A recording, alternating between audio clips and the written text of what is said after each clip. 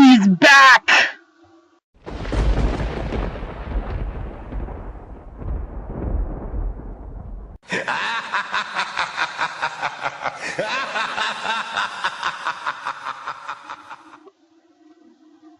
Hey everyone, I'm Joshua Orro, the Mustang Prince, and welcome to Mustang Prince Orro Reports. Well everyone, this is going to be my second to last blog for Nightmare Month, and tonight I want to talk about a legendary horror franchise that has changed Halloween since the late 70s. You see, back in 1978, director John Carpenter released a movie called Halloween. It told the story of a mental patient named Michael Myers who, when he was a boy, killed his older sister Judith. 15 years later, Michael escapes the sanitarium and returns to his home in Haddonfield and stalks a babysitter named Laurie Strode, who, in the sequel, is revealed to be Michael's younger sister. To me, this movie is legendary. The whole movie has 100% simplicity for its creepy atmosphere, nice settings, interesting characters, even a great score that is famous to listen to every October. So, with all that said, thank you, Mr. Carpenter, for making this movie possible. And it, along with Part 2, deserves 100% in my book. However, after the second movie, the Halloween franchise has had some ups and downs over the years. For example, Halloween 3 was a different story, but it was a very despicable movie. Halloween 4 was decent due to the main character being a little girl, played by the then adorable Danielle Harris, who would later grow up into Debbie Thornberry from the Wild Thornberrys. Halloween 5 was a bit boring. Halloween 6 is crap. H2O, in my opinion, was the last good Halloween movie, and Halloween Resurrection was a bit of a mess. Also, Rob Zombie's remake was okay, not perfect, but it quickly went downhill when Halloween 2, 2009, was released due to its horrible writing. But a year ago, I found out from Facebook that Michael Myers will be returning to the big screen after 9 years to go after Laurie again. Question is, does this movie do the original franchise justice, or is it even messier than the other bad Halloween movies out there? Well, let's find out. Released on October 19th, 2018, the movie is Halloween 2018. Now let's get started. It's been 40 years since Laurie Strode survived a vicious attack from crazed killer Michael Myers on Halloween night. Locked up in an institution, Myers manages to escape when his bus transfer goes horribly wrong. Laurie now faces a terrifying showdown when the masked madman returns to Haddonfield, Illinois, but this time, she's ready for him. So, what do I think? Well, this movie was glorious. After the travesty that was a few of the older movies and the Rob Zombie films, we now finally have a film that does the original 1978 film justice. But to further explain why I enjoyed the movie, let's move on to Mustang Notes. The film is directed by David Gordon Green, who also serves as one of the film writers, along with Jeff Fradley and Danny McBride. This movie is the 11th installment in the Halloween film series, and a direct sequel to the 1978 film, while retconning the continuity of the previous sequels. After failing to develop a new Halloween movie in time, Dimension Films lost the production rights, which were later obtained by Blumhouse Productions, with original co-creator John Carpenter's involvement as a composer, executive producer, and creative consultant. Awesome. Principal photography commenced on January 13, 2018 in South Carolina and concluded on February 19th. The movie premiered at the Toronto International Film Festival on September 8th and was released in the United States on October 19, 2018 by Universal Studios. Now, believe me when I say that there are lots of things I want to say about this movie. Firstly, the opening credits is very nostalgic, especially with the classic Halloween theme music. However, this time, instead of zooming in on a glowing jack-o'-lantern, we get a rotten jack-o'-lantern inflating into a good jack-o'-lantern. It's almost like the movie is saying that it's back to form after so many years. Also, in my opinion, Haddonfield, Illinois looks almost the same as it was 40 years ago.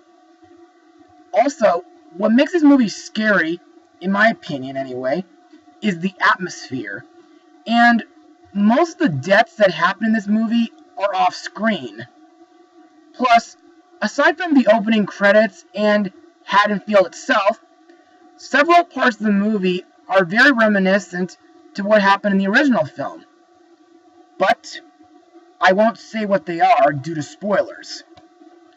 Also, in my opinion, seeing this movie on the big screen felt more intense than watching the older movies on Blu-ray.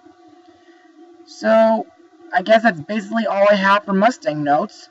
So let's move on to the characters. Our main protagonist, Laurie Strode, is once again played by Jamie Lee Curtis, who has been in films like the 1980s versions of The Fog and Prom Night. Also, she's been in films like Freaky Friday from 2003, which, believe it or not, was the movie that introduced me to Jamie, including Rudolph the Red-Nosed Reindeer and the Island of Misfit Toys, Beverly Hills Chihuahua, and the 2011 CGI remake of The Little Engine That Could. Now, Laurie is the sole survivor of Michael Myers' killing spree from 1978. She has spent the last 40 years dealing with post-traumatic stress and preparing for Michael's inevitable return. Laurie's trauma has resulted in 2 failed marriages and, sadly, losing custody over her daughter Karen, who went on to have her own daughter Alison. Now, in my opinion, ever since I was introduced to Jamie back in 2003, I felt that she looked almost exactly like my mother, especially with the way she looked 40 years ago. Anyway, in my opinion, Laurie is a tad overprotective of her daughter and granddaughter, but I like how her new fortified house looks, with all the security cameras and fences. It almost reminds me of Frank Walker's house from Disney's Tomorrowland. And I like that there's, well, a basement underneath her kitchen counter. What's more, Laurie has been using mannequins as dummies while she practices with a rifle in order to be prepared to kill her psychotic brother. Plus, she has barricades and bars to seal up each room in her house. Next we have Laurie's daughter, Karen, played by Judy Greer, whom was in the 2013 Carrie film, Jurassic World, and the Ant-Man films. In my opinion, Karen is an underrated character in this movie, even if she worries about her mom's behavior. Also, I can't believe that she had to be taken away from Laurie when she was very young. Karen's daughter, Alison, is played by Andy Matichak. I hope I'm pronouncing that right. Anyway, to me, Andy does a great job due to this movie being her first film role. I also think Alison is an independent and brave girl. Plus, the scene where her boyfriend Cameron cheats on her at a Halloween dance made me think of a similar scene that was in Goosebumps 2. Also, I think Alison was very smart to call the police when she found refuge in a neighboring home. Next up, we have Sheriff Frank Hawkins, played by Will Patton, who got to be in Remember the Titans and Armageddon. Now, this guy teams up with Laurie in an effort to take down Michael and protect her granddaughter. Fun fact, Hawkins was the officer who found Michael Myers after his 1978 killing spree. He prevented Dr. Loomis from killing Michael and instead brought him into custody. However, during the movie, while teaming up with Dr. Sardine, after rescuing Alison, Frank ran over Michael and got ready to shoot him, but Sardine stopped him by slitting his throat and stabbed him to death.